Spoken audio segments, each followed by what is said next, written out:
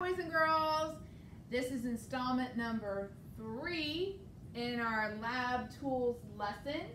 I'm going to choose another color. Tell me what color you think I should choose. Yes, that's what I thought. I want to choose pink. We are going to be talking about some lab tools that measure. So I'm going to write this over here. They are used to measure.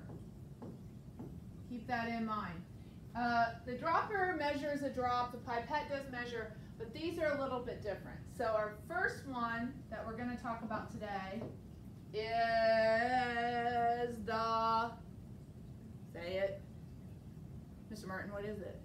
Won't say it. Graduated cylinder.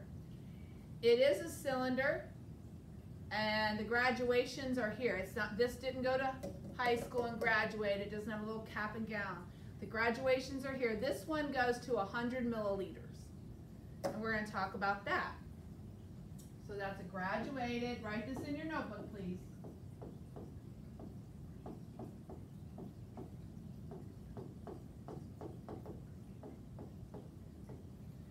And then you can draw a little cylinder with the bottom and draw the lines. So there's all kinds of different sizes of these. You can go up to 500 milliliters, but what we have in here is the 100 milliliters. The next one I'm going to talk about is this. Yep, you're right, it's a beaker, and this looks like a bird beak, so that's how you can kind of remember it.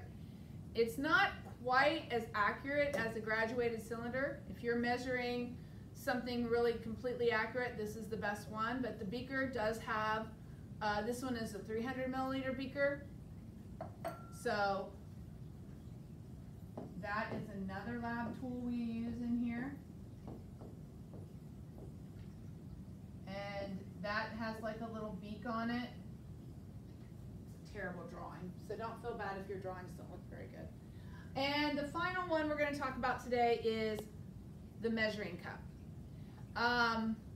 This is a nice thing. It does pour. You probably have this in your kitchen.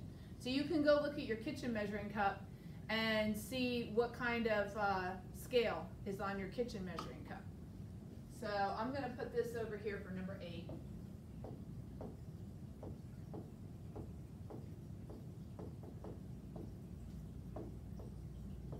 And I'm just going to draw a cup with a handle. And there's that on there. The thing I want to talk about with these, because we're using these to measure, is these will have a unit of measure. What is the unit of measure for a liquid? Because these will measure liquids, volume, if you remember that word. It is in milliliters,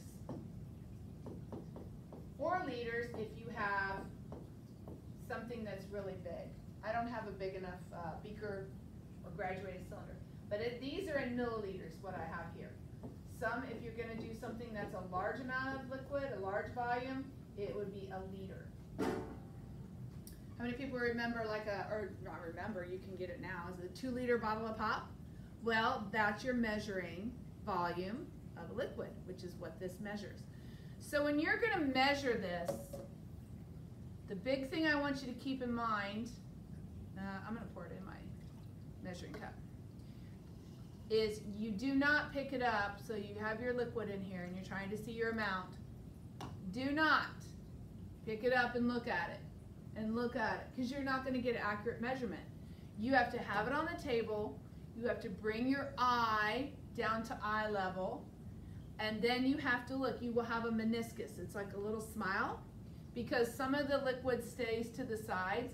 So you want the bottom of the smile, the meniscus, and that's where you read your graduated cylinder or your beaker or your measuring cup. Now I will tell you, on a measuring cup it does have ounces, and that is really not what we use in science. That's more for cooking. So try to see if it has milliliters on your measuring cup at home. And I think that will stop with that one.